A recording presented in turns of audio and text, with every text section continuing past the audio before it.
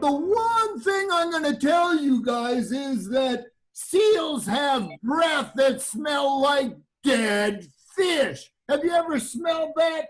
Boy, I didn't tell Sparky that though, but when he dropped me off, he gave me a little kiss, and then I smelled like a dead fish too. Okay. Well, I'm back though. We are glad you're back, Marvin.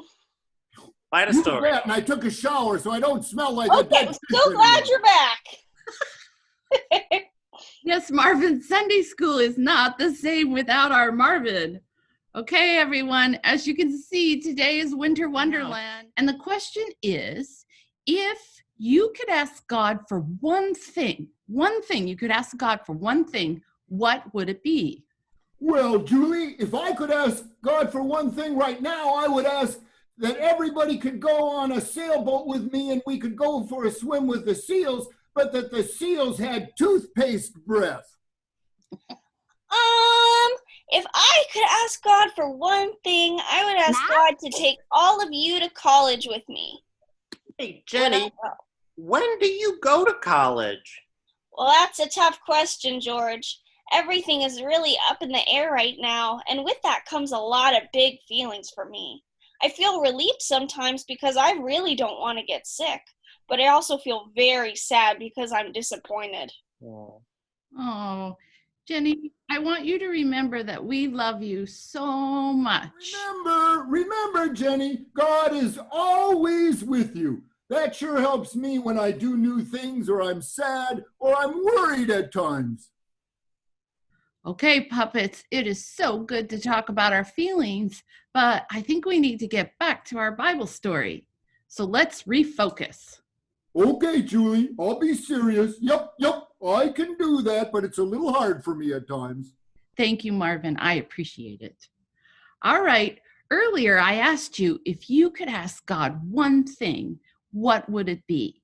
Well, King Solomon is a person from the Bible, and King Solomon had that chance. Wait, who's King Solomon?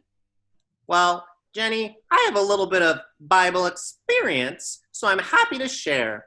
I know that King Solomon was a brand new king. King David had ruled for many years. Now it was his son Solomon's turn. Solomon wanted to be a good king, like his father David. So he decided to go to a place called Gibeon to pray about it. That's right, George. While Solomon was at Gibeon, God came to him in a dream. And God said, Solomon, king of Israel, what do you want from me? Ask me anything, and I will give it to you. Yeah, and then Solomon thought very carefully about God's offer. How should he answer?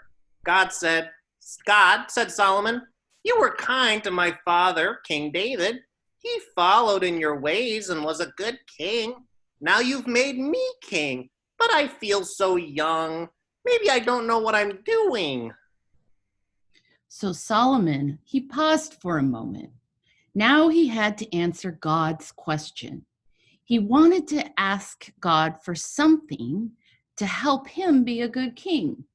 What was going to be the best thing for him to ask for? Boy, oh boy, I can't wait to hear what Solomon asked for. Well, I know what he asked for. He said, give me wisdom. Then I can rule people fairly.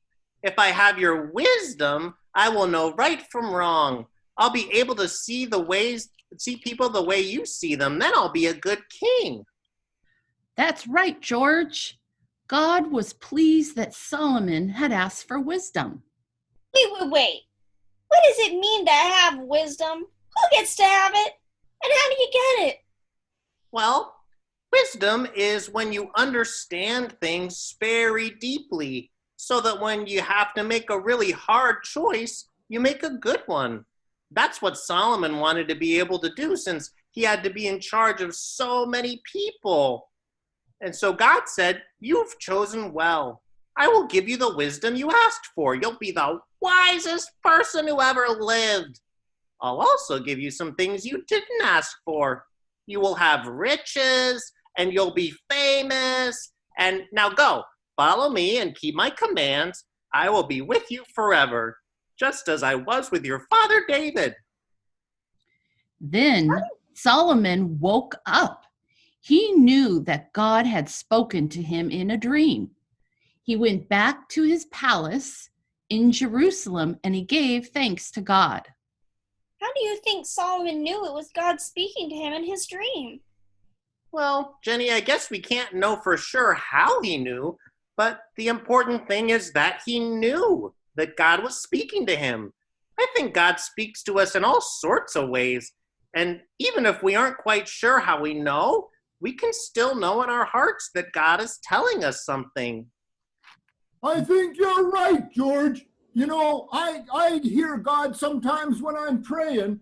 Boy, after hearing this story, I think I could ask God to help me not to worry so much about what my friends and people think about me. I could trust that God loves me, and that's how I can go into the world. Big time. It sure is tough sometimes, but taking a deep breath and letting go and letting God in helps everything. I agree. Thank you, puppets.